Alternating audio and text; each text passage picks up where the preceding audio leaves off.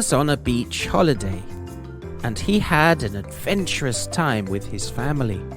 The weather was perfect, and he wore a t-shirt, shorts, and sunglasses every day. He was on a small boat which sank. He swam every day, and a jellyfish stung him on his arm.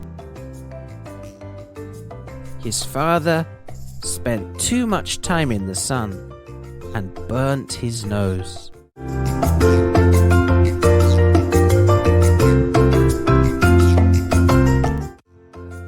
What has just happened?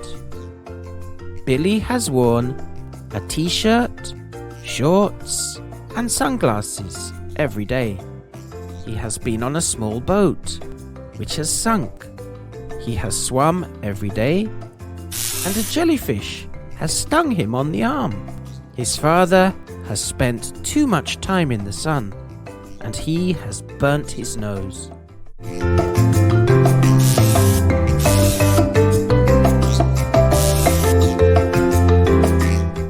Thanks for watching, and I hope you learned some irregular verbs today, and see you in the next video. Bye for now.